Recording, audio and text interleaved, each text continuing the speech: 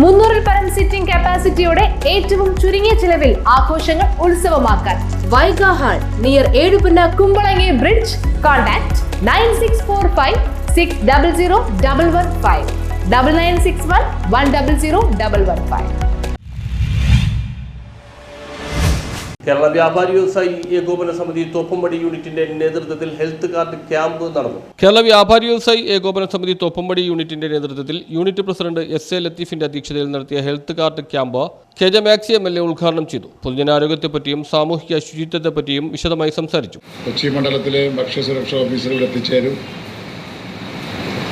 അവർ നിങ്ങൾക്ക് ആവശ്യമായ രീതിയിൽ ഇതൊക്കെ എങ്ങനെയാണ് കൈകാര്യം ചെയ്യേണ്ടതെന്നുള്ള രീതിയിലുള്ള ക്ലാസ്സും ഇവിടെ ഉണ്ടാവും.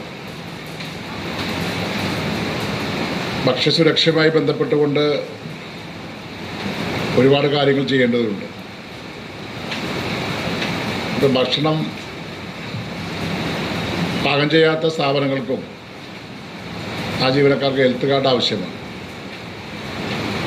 കാരണം ധാരാളം പേര് നമ്മൾ നിത്യവും സന്ദർശിക്കുന്നവരാണ്.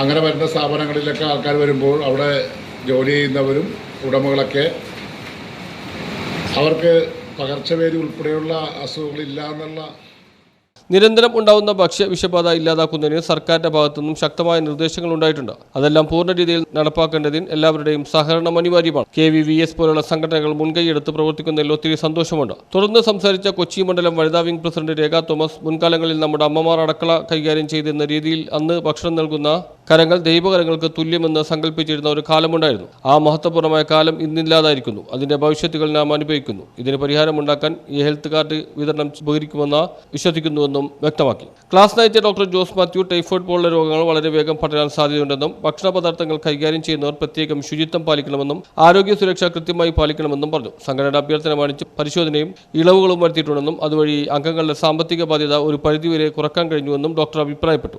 നമ്മൾ കേരളം ഒരു കൺസ്യൂമർ സ്റ്റേറ്റാണ്, നമുക്കെല്ലാവർക്കും അറിയാം. കേരളത്തിലെ ജനങ്ങൾ തന്നെ ഒരു 60% ആൾക്കാരും നമ്മൾ പുറത്തു നിന്ന് ഭക്ഷണം കഴിക്കുന്ന ആൾക്കാരാണ്. അതുപോലെ നമ്മൾ കുടുംബമിത്രാദികളും ഉൾപ്പെടെ നമ്മൾ ഹോട്ടലുകളിൽ അഭയം തേടി അവിടെ നിന്ന് ഭക്ഷണം കഴിക്കുന്നതാണ്. പക്ഷേ ഇതിൻ്റെ കാര്യങ്ങൾ ഇപ്പോൾ സർക്കാർ കർക്കശമായ നിയമങ്ങൾ കൊണ്ടുവരികയാണ്. ഇതെല്ലാവർക്കും വേണ്ടിയുള്ളതാണ്. നിയമം നമ്മൾ അറിഞ്ഞിരിക്കണം. നിയമം അറിയാതെ വരുമ്പോഴാണ് നമ്മൾ കടിയിൽപ്പെട്ടു പോകുന്നത്. നല്ല ഭക്ഷണം കൊടുക്കുക, ആരോഗ്യകരമായ ജനങ്ങളെ സൃഷ്ടിക്കുക എന്നാണ് സർക്കാരിൻ്റെയും നമ്മുടെയും എല്ലാവരെയും ആഗ്രഹം. തന്നെ ഇന്ന് നമുക്കറിയാം, ഇന്ന് വളരെയേറെ മോശമായ രീതിയിൽ ഭക്ഷണം പാചകം ചെയ്യുന്ന പല സ്ഥലങ്ങളും നമ്മുടെ കേരളത്തിലെ പല ഭാഗങ്ങളുണ്ട്. സെക്രട്ടറി MRN പണിക്കർ സ്വാഗതവും ട്രഷറർ KV ലോറൻസ് നന്ദിയും പറഞ്ഞു. News bureau, Thoppumpady.